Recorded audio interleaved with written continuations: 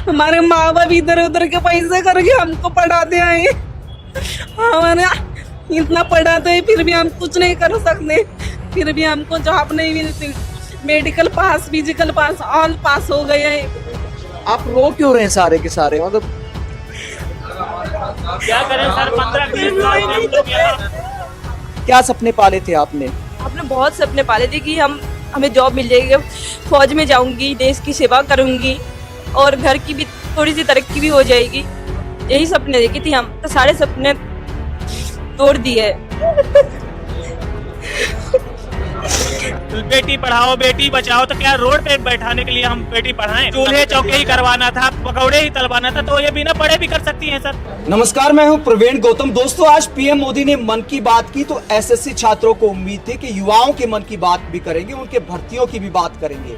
लेकिन यहाँ पर देश भर से बेटियां तक प्रदर्शन को मजबूर है। मैं दिखाना चाहूंगा कि देश भर से बेटियां और बेटे भर्ती के मुद्दे पर यहाँ आए हैं। इनका मुद्दा मैं बता देता हूँ।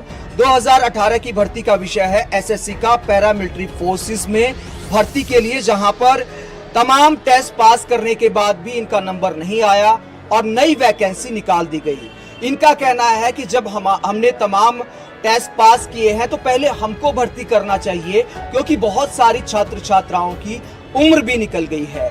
तो इससे आप इनके दर्द और मजबूरी को समझ सकते हैं। आप कितने दिन से यहाँ पे? 15 दिन। आप रो क्यों रहे हैं?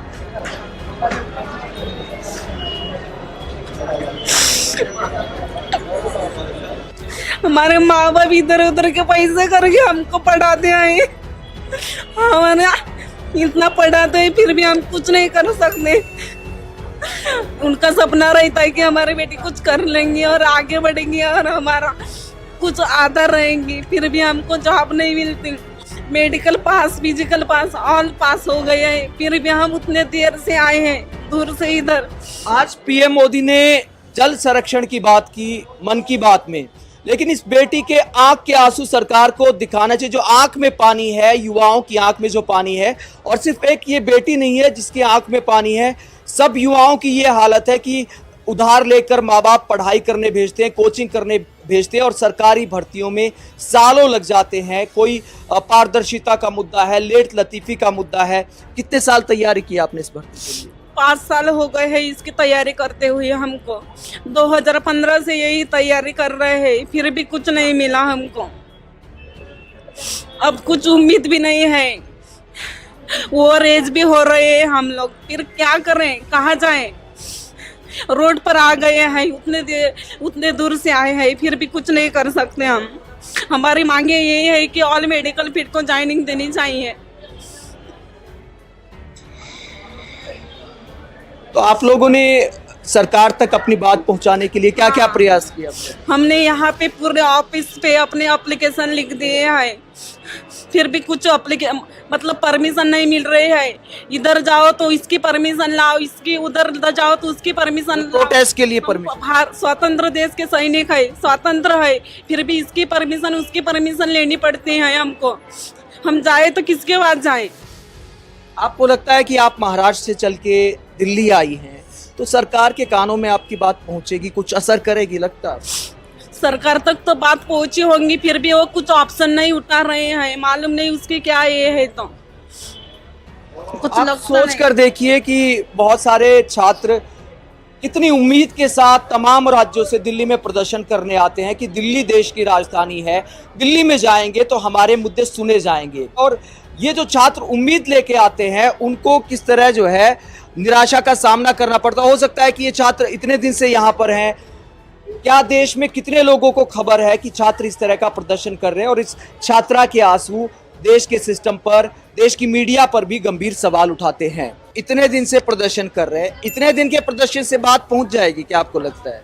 सर कम से कम पहुंचेगी नहीं तो कम से कम तो हमारे देश के जनता यूट्यूब के माध्यम से, सोशल मीडिया के माध्यम से तो जानेंगे, तो देखेंगे तो कि ये कैसी सरकार है जो हमारे बेटी बेटे सबको सड़क पे लाके खड़े कर दिए। आज किसान, लड़के लड़कियां सब सड़कों पे हैं सर।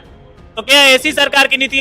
लड़कियों को तो कहती है कि बेटी पढ़ाओ बेटी बचाओ, तो क्या रोड पे बैठाने के लिए हम बेटी पढ़ाएं? बताओ पहले आप। अगर बेटी बचाओ, बेटी चूल्हे रोड पर लाओ भी नियम चूल्हे लागू कर चौके दिया ही गया। करवाना था, पकौड़े ही तलवाना था, तो ये बिना पढ़े भी कर सकती हैं सर। जब पढ़े लिखे हैं तो उनके सपने भी बनेंगे सर। और ऐसा नहीं डायरेक्ट इन्होंने नहीं मांग के लिए कि हमने पढ़े लिखे हैं तो हमें सीधे आप नौकरी दे दीजिए। इन्होंने लिखित परीक्षा पास की, फिजिकल पास किया, मेडिकल पास किया, हर चरण पास कर लिए जितने भी सिपाही पद के होते हैं। आप कितने साल से तैयारी कर रहे हैं? 8 साल हो गई, 8 साल से हम तैयारी कर रहे हैं।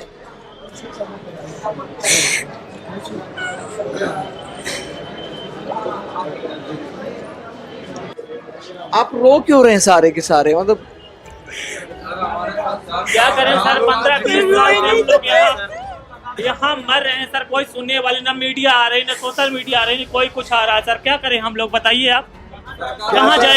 यहाँ से भी चीज निकाल देंगे तो हम कहाँ जाएंगे सर? किसके पास जाएंगे आवाज सुनाने के लिए? जहाँ भी जाओ तो हम लोग को। कितने साल से तैयारी कर रहे हैं? सर 8 साल से तैयारी कर रहे हैं। पहले भी एग्जाम दी थी, फिर से मेरिट से बाहर निकल गई, फिर से तैयारी की, फिर से एग्जाम दी, फिर से मेरिट से बाहर निकल गई। तो जाए कहाँ? मोदी सरकार बोलती है कि बेटी बचाओ बेटी पढ़ाओ, और हम ऐसे सड़क पे खड़ी हूँ सर।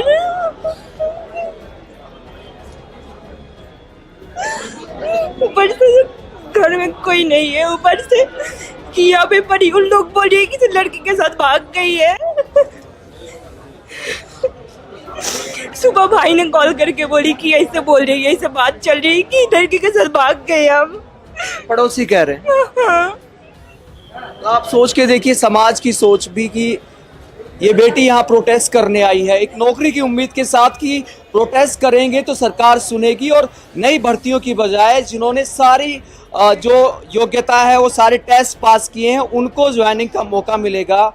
और यहाँ पर ये बेटी रो रही है और वहाँ पर समाज भी बदनामी कर रहा है, सरकार सुन नहीं रही, मीडिया दिखा नहीं रहा है। तो आप सोच कर देखिए कितने बेमतलब के मुद्दों को देश में महत्व दिया जाता है और उन बेटियों के आंसू किसी को दिखाई नहीं देते। लगता है आपको असर पड़ेगा इस तरह प्रोटेस्ट करने से या फिर रोने से भी कोई असर पड़ेगा?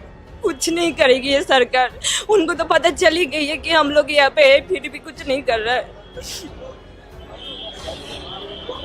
अगर पर्याप्त संख्या में जो रिक्त पद है उसकी भर्ती निकली होती तो अब तक आप भर्ती हो चुकी होती। हाँ, अगर वैकेंसी खाली है, नया वैकेंसी ला रही है, तो हम जो बच्चे फिट हुए हैं उनको ज्वाइनिंग क्यों नहीं दिया जा रहा है? नए की क्या जरूरत है? उन्होंने बोलते हैं कि वैकेंसी खाली नहीं है, तो फिर नए वैकेंसी आ कहाँ से रही है? तो आपने कितनी उम्र में तैयारी की शुरू की थी जब एसएससी? से 18 साल की उम्र से मैं शुरू कर दिया। 8 साल हो गए। हाँ। बाबा क्या करते हैं आप? बाबा ऐसे काम करती है, क्या काम करते हैं? लकड़ी की काम करती है। लकड़ी का काम, बढ़ई है। हाँ।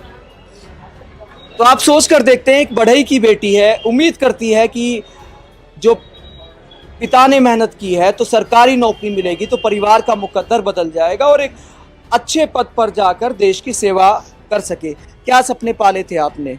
आपने बहुत सपने पाले थे कि हमें जॉब मिल जाएगी, फौज में जाऊंगी, देश की सेवा करूंगी और घर की भी थोड़ी सी तरक्की भी हो जाएगी। यही सपने देखी थी हम, तो सारे सपने तोड़ दिए। आपके पिता क्या करते हैं? मजदूरी करते हैं। अच्छा।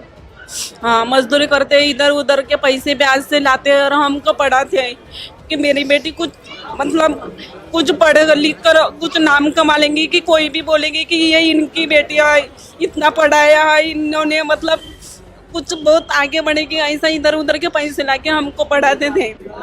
तो ये आप बेटियों के आंसू देख सकते हैं और इसके जवाब में अब क्या कहें, निशब्द कर देने वाले ये आंसू हैं। हम ये भी नहीं कह सकते कि हमारे दिखाने से भी कुछ असर पड़ेगा या नहीं पड़ेगा, क्योंकि जब तक मीडिया ऐसे आंसुओं को मुद्दा नहीं बनाएगी और सारी मीडिया मिलकर नहीं दिखाएगी तब तक सरकार पर कोई असर नहीं पड़ता। एक आध यूट्यूब चैनल के दिखाने से या फिर एक आध चैनल के दिखाने से कुछ नहीं होता। जिस तरह धर्म के मुद्दों को बड़ा बनाया जाता है, सुशांत सिंह राजपूत की तरह एक मुद्दा खड़ा किया जाता है, उसी तरह आखिरकार नौकरियों के मुद्दे को बड़ा क्यों नहीं बनाया जाता? जब तमाम चैनल डिबेट करेंगे और कहा जाता है कि टीआरपी का खेल है, ऐसा नहीं है कि ऐसे मुद्दों को कोई देखता नहीं है। बेबसी में बेटियों की इन आंसुओं पर आप क्या सोचते हैं? कमेंट बॉक्स में अपनी राय जरूर दें।